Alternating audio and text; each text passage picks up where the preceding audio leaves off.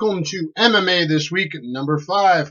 Today I will be wrapping up covering UFC Fight Night 82 and WSOF-GC 2 that happened in Tokyo, Japan.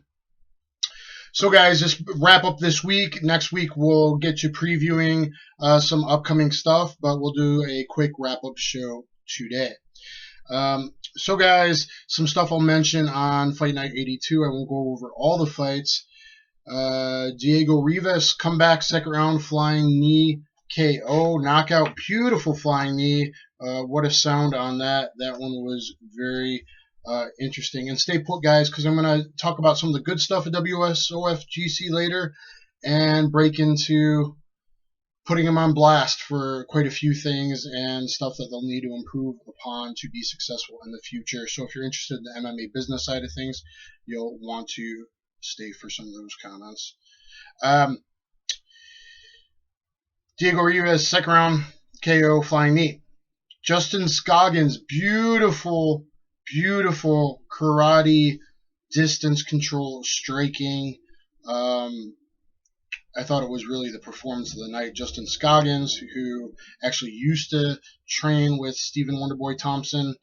Justin Scoggins putting that karate. People used to make fun of karate and Taekwondo, man. Guess what? Modern MMA, it's there. Just like I predicted so many years ago when people used to laugh at me when I said kicking above the belt could work. And, you know, certain UFC Hall of Famer laughed at me for practicing footwork and high kicks and spinning hook kicks and stuff and backside kicks back in the day. Well, why are you practicing all that silly shit for?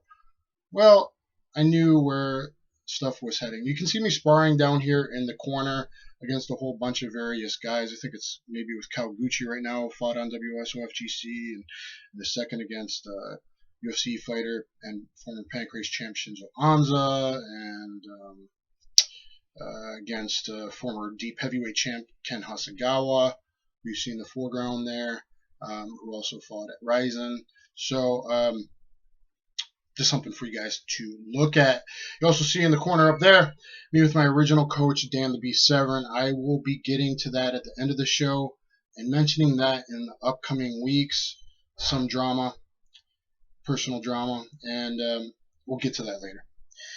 Okay, guys, so after Justin Scoggins' win, I want to talk about Derek Black Beast Lewis. This guy got a TKO via guard pass, right hand TKO, pass punch, the old pass punch. Beautiful stuff, just like King Mo's beautiful knockout. Didn't get the knockout, actually hit the forearm, but the referee stopped it. You know, he could do some big things. Not the most skilled guy on the ground. Getting better, though, takedown defense-wise and things of that nature. Big, powerful guy. You know, knockouts galore. How about him versus Roy Nelson? You know, Roy Nelson didn't have the best performance. We'll get to that in a second. Derek Lewis versus Roy Nelson, I think, would be an interesting match to make in, here's doing some funny stuff, in the upcoming months. Let's see. How about, I think, Mickey Gall. Talk about Mickey Gall versus Mike Jackson. Talked about it last week. Mickey Gall was 1-0 going again against Mike Jackson, 0-0 record, and 0-1 as an amateur with his loss back in 2009. So an MMA photographer gets pulled into the UFC to give Mickey Gall a win. So I don't think I get to take credit for predicting Mickey Gall would win that one. However, in 45 seconds, cracks him with the right hand, drops the pro boxer with one punch, instantly recognizes that he's down, sprints after him, takes the back so fast, and BJ Penn style traps the arm, slips in that rear naked choke. The way the guy handles the pressure, and more importantly, how fast he is compared to by the time they fight, probably 37, 38 years old CM Punk. I'm a year and a half older than CM Punk. So CM Punk will be like late 37, I think, by fight time, maybe 38 almost. His speed, even if it was just Jiu-Jitsu versus Jiu-Jitsu battle, his speed in transitioning is going to probably give CM Punk a lot of problems. Obviously, we don't know how good CM Punk really is, but at his age, speed is a factor. And then you put in getting hit in the face and striking and takedowns, and all the other facets of MMA. I'm sure CM Punk, Brooks, has been working on. Then I think actually Mickey Gall is a little much at just 2-0 as a pro, 2-0 as an amateur, all by submission victories. Well, one was a decision, but one rear naked choke as an amateur and 2 rear naked chokes as a professional. Mickey Gall. It's going to be actually a lot for CM Punk to handle. At welterweight, since CM Punk doesn't want me to cut down to 185, come challenge you, brother. All right, next guys. Josh Berkman versus KJ Nunes. I called it a pick'em fight. KJ Nunes just never pulled the trigger. Josh Berkman was too strong and powerful. I thought it was at 170. It was at 155. Berkman comes down for the first time to lightweight. He was too big and strong, like I said last week. But Berkman gets his, first UFC win in a long time. And so Berkman gets a decision. Josh Berkman gets it done. Congrats to him. Was a pick'em fight. I said probably slightly towards KJ Nunes based on past performances, but Berkman is the one who gets it done. Next up, I called it exactly right. Joseph Benavidez takes out Zach Makowski 29-28 on 2 of the 3 judges' scorecards. I called it 29-28 most likely last week, so predicted that one right. Basically predicted 3 out of 4 correct because I called Berkman Nunes as a pick'em. So great job by Benavidez. I think he looks really good. I wish he wouldn't hook so much. I wish he would tighten up his punches more straight down the pipe quite a few times instead of opening up the elbow so wide. But movement-wise and everything else, Benavidez has really been on fire lately. And perhaps his move to Colorado to elevation and with Dwayne Ludwig and those guys, Elliot Marshall, all them, will do him well. OSP gets it done against Rafael Cavalcante. Last week I said he would win no matter how it happened, sub KO or decision, and OSP picks that one up. Roy Big Country Nelson picks it up, a decision in a slow fight against Jared Wolsha, who was scared to engage. Roy Nelson was scared of the takedowns, so you had one guy who's scared of getting punched in the face and getting knocked out versus another guy who's getting scared of getting decision by getting taken down. Though tactically a good fight by Roy Big Country Nelson, lowered his stance very much in that first round, looking for the uppercuts to keep his opponent off of him, and Roy Nelson needed it. So where does Nelson go from here? Not exactly an exciting performance. He much needed a victory in the UFC, coming off 5 losses out of his last 6 previously up until this point. So now he's just 2-7. Like to see him take on someone lower ranked that isn't the takedown threat, that is a banger in Derek Lewis. Hopefully they make that one. I think it would be pretty interesting. And a good way of using Roy Nelson right now. So I predicted that one right, Roy Nelson. And then Johnny Hendricks, Stephen Wonderboy Thompson. Called this one wrong to the extent as I thought Hendricks would win, most likely by decision if he would win the second and third round. I thought he would lose the first round or possibly get knocked out in the first round, and that's exactly what happened. He got knocked out in the first round. Beautiful distance control, karate striking by the Wonder Boy Thompson. So that is the wrap up of UFC Fight Night 82. Thompson at 12-1 now. Guy's legit. You have to, even the one time Hendricks was taken down, immediately posted the hand and got right back up, got his posture, his structure. So what do you do with him from here? He's got to move up the ranks. I still would like to see him versus Terk Seferdine. I think that would be a cool fight to make. Though maybe Thompson deserves someone higher ranked at this point, being the former welterweight champion of the world. So, but either way, great fight by Thompson. Very, very good performance by Justin Scoggins. Not enough guys giving him the attention that he deserves. So, guys, now let me break into WSOF-GC 2. I know this will be controversial, and this will probably get some of the people over there upset. But I call it like I see it. overall, a pretty decent card. As I said last week, that's why I went and attended it. And just bringing that up for you in the corner over there. I'll go over some of the fights that stand out as best as I can remember. Click over there, and it should still be on me. That's right. Okay. Jared Brooks looked very good. KO elbow, second round, 329 in the round. Kamil Lebkowski getting the KO punch in the first round, 415 over Yoshihiro Koyama. Jared Brooks looked very good. I think he's a prospect to watch, guys. Lebkowski getting it done with Polish power, KO. Richard Odoms, a Team Sprat guy, got the KO with the knee against Kawaguchi, who's a bit undersized for heavyweight. Richard Odoms cut to 265, walks at 285. Richard Odoms reminds me of Derek Lewis. This is a guy who could, I wonder how good he is on the ground. He trains his jiu-jitsu. Against a top wrestler, could probably single-leg a big guy like that against the cage and chain pull it. But Richard Odoms reminds me of Derek Lewis. Is that this is a big, strong boy that could knock you out and can probably do some things.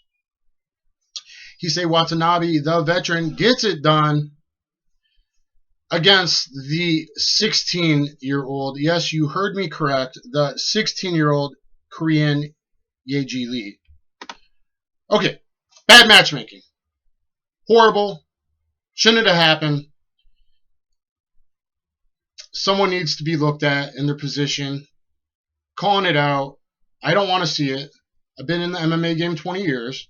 I fought professionally a few times.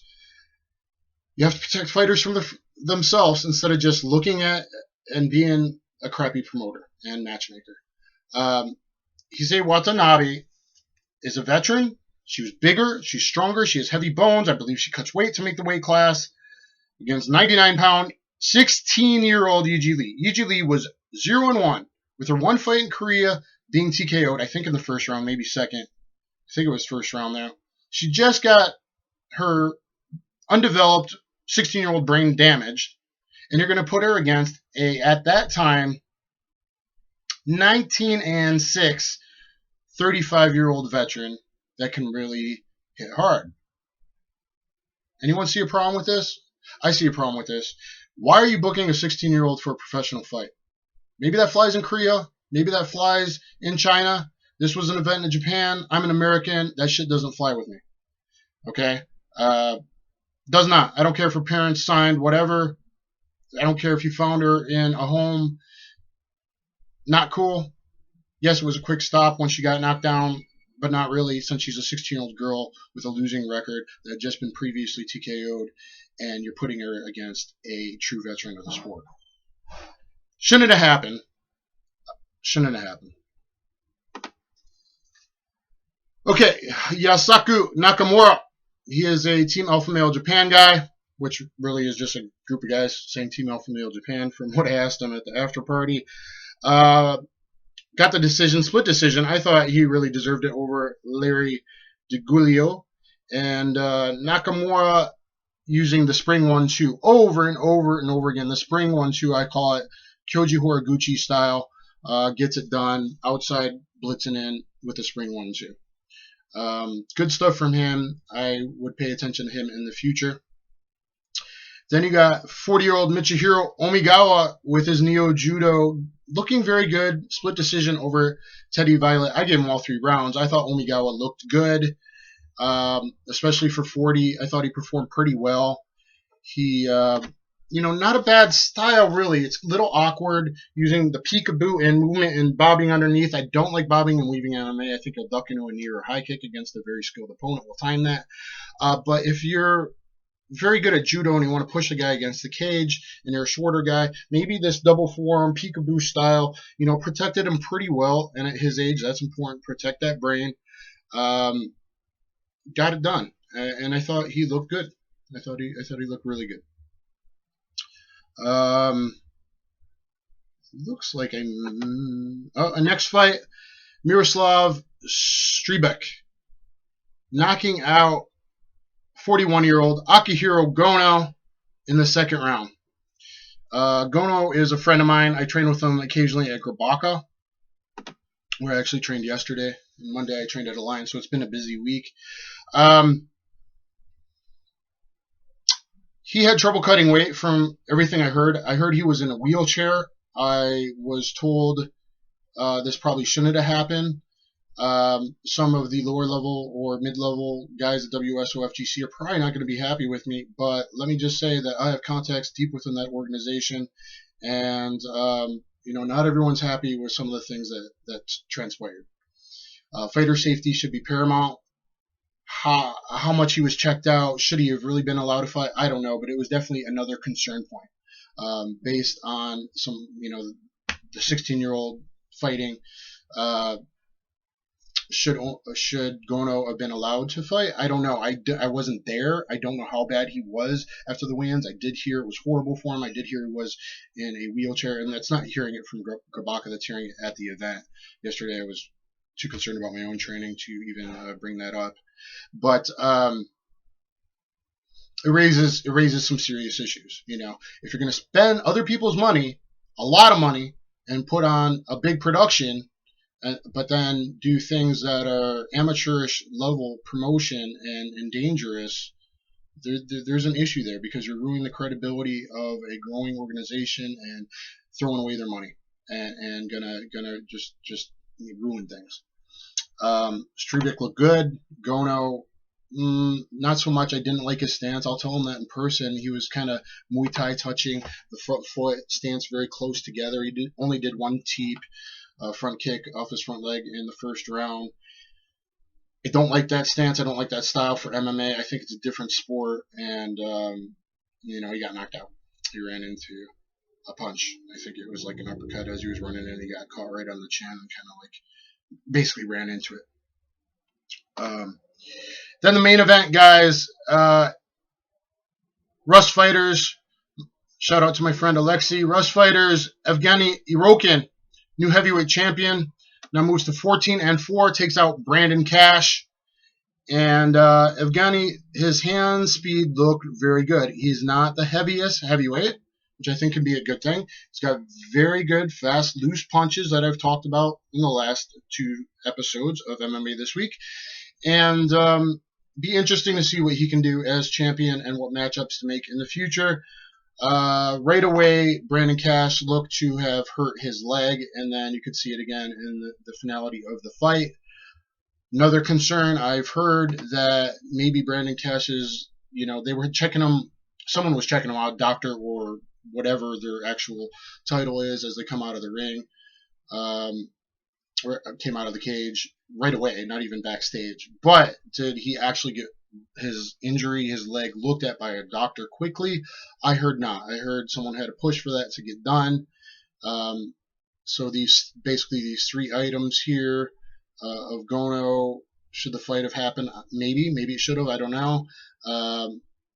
Should a 16-year-old be fighting that against a pro that had just been TKO'd and are only one fight? Absolutely not. And in the main event, should someone's leg that gets hurt be taken care of? Absolutely should be taken care of immediately. So these are some serious issues at WSOF-GC. Could the organization grow? Yes. Are there people that care that are the owners? Yes. But they're going to have to make some changes, and perhaps people there and matchmaking and fighter safety and things of that nature. Production-wise, looked very good. Beautiful venue, except that it was completely empty. Beautiful venue, okay. I'd never been there before. Tokyo Dome City Hall, I think it's called. Tokyo Dome Hall. High level, 3 high levels up high, amphitheater style. And I know a pro wrestling show that sold out there before, Smash, and it would look really good if there were people there. So it wasn't marketed. It seemed like there was more concern put into the ring card girls than actually knowing your market in Japan and having people that could be doing marketing, myself or one of the ring card girls even, like they could be actually going door to door handing out flyers, promoting at various gyms and doing stuff that they should have done that they didn't do. They lost a lot of money. My eyeballs told me that. My source told me that, and I'm talking a lot of money, and I'm sure people are not happy about that. So serious jobs were not being done properly. You know, was it a decent card? There was some Japanese name I wanted to see fight. Yes, that's why I went. Do I think Evgeny Irokin could be something big? Yes. Speaking of which, I would like to see him fight Richard Odoms in the future. I think that's a big heavyweight fight to make. Let's see, what else do I want to talk about? You got to know your marketplace. This is in Japan. WSOF-GC. This is their second and or third event. You have to put people on the ground in advance. You have to do the actual legwork, the real work, the real marketing.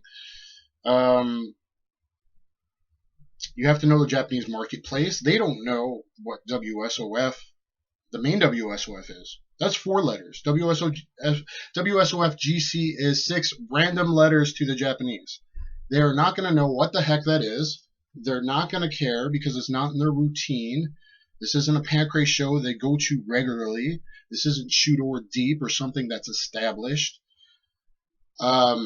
You have to know your marketplace.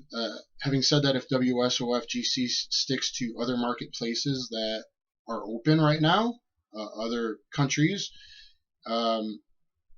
they could eventually do well if they change these things that, you know, I brought up, these serious problems.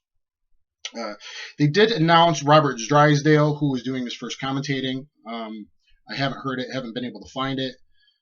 The event, I guess it was live. I think you had to pay $20 online. But they announced Robert Drysdale would be fighting in April. That event might get pushed back. Who knows? Robert Drysdale does have 6 wins by first round submission, as well as 1 amateur first round submission. 6'3", big boy, had the no contest in the UFC. Look, he failed a drug test twice. I talked to Robert Drysdale. I like the guy. I want to go train with the guy. It is a big pickup in that people in the small grappling community, jiu-jitsu community, will perhaps talk about it. I don't know if he's going to fight at light heavyweight or catchweight. I would actually see if he'd take a 100-kilogram catchweight fight. I have someone in mind I would match him up against. And then, depending on who wins, if they matched up Richard Odoms and champion Evgeny Irokin, I would see what Drysdale wanted to do at that point. I would like to see him, you know, if Hiroki was still champion, who's not a big guy, and actually Drysdale would weigh the same or maybe even more, I would like to see that. I would like to see how he could do it heavyweight, being that he's a huge 6'3" guy. You know, I'm a big guy and stand next to him. He's a big dude. I think I put enough on Black. Well, not really. Speaking of Drysdale and 2 failed drug tests, WSOF has someone that's working for them and is saying potentially dangerous and liability-wise carte blanche things about, if they're on steroids, it's okay. If they're on PEDs, you know, basically the comments are not what you would want of an employee saying. That's just opening up the company to liability. I don't care if the comments are correct or not. I don't care if that's someone's personal opinion. If you're representing a company, you have to be careful what you say. I doubt any company that is spending this kind of money would like someone saying, opening themselves up by acting like, well, there's no commission in place, and hey, whatever happens, happens, kind of carte blanche about it attitude. You know, if it was a banger puncher and he knocked someone out and put them in a coma or they died, that opens you up to liability. That opens up the company to liability when someone that works for you is saying those things publicly, posting on MMA Forum Sherdog. If, let's say, Drysdale went into beast mode, if he was PED'd, maybe he'll never use again. Who knows? If he was PED'd out of his gourds and went Polaris style and ripped off someone's legs and a heel hook, you know, went crazy, beast mode, that opens you up to liability. Not saying Drysdale would do that. Okay, like Robert Drysdale, His second test there, who knows what was really going on? I don't know for sure. Maybe that was during the weird TRT. Are exemptions allowed as long as you told UFC? Was it cool? Maybe if you had a doctor's note. Don't really know. I haven't looked into it exactly what the two tests were. But his last fight was changed to a no contest, and even before that, there was another test. So. They could have some interesting stuff at heavyweight. Instead of having Drysdale at light heavyweight, I would see if maybe do a catchweight and then possibly heavyweight title fight after that. What will they do in the future? I don't know. Is fighter safety paramount? It should be. Is matchmaking paramount? Yes, it should be. Someone 0-1 shouldn't be taking on someone 19-6, especially when it's 16-year-old versus 35-year-old. If someone had a horrible weight cut and they're in a wheelchair, I hope he was evaluated appropriately and made sure he rehydrated properly. If someone's leg is injured in a fight, they should be tended to immediately. You shouldn't be spending a whole bunch of money. The production-wise, the lights, the walkouts, production-wise, it was pretty good. Other than anticlimactic in the end of a fight, there was no bell. They were using air horn. They didn't use it at the end to signal the finish of a fight. We should have a bell, ding, ding, ding, ding, ding, ding, and the announcer, none of that. It was like 5 minutes later, there's someone in the ring talking to the fighter, the cage talking to the fighter. So that was the horrible part about the production. Other than that, it was like pretty nice. It, looked pretty nice. The arena actually had more than 400 people in it, which probably a lot were comped or media like myself. Well, not a lot of media, but me and my buddy. So there you have it, folks.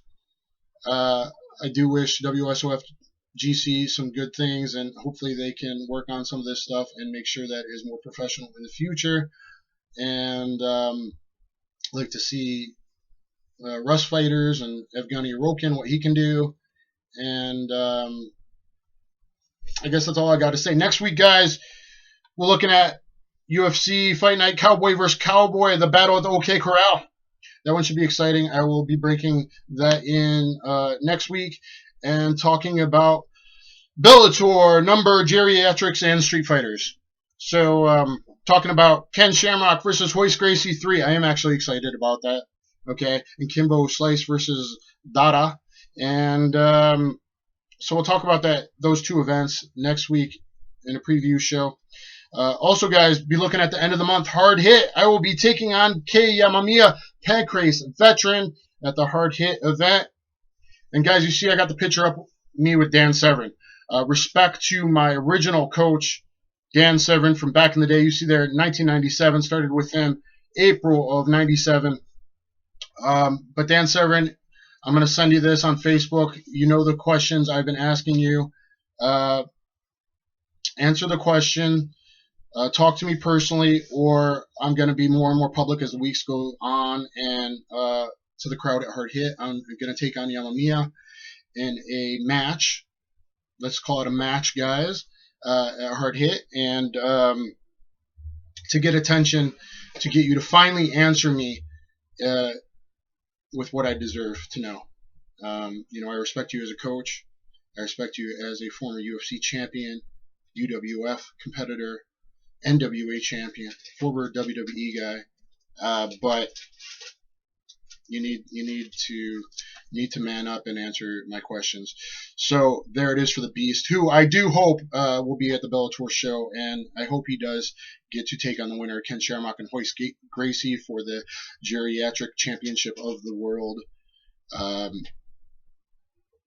We'll talk more in the next few weeks on that, guys. Anyway, guys, thank you so much for checking me out, MMA This Week. I really appreciate it. I'm Dan the Wolfman, and I will catch you on the flip side.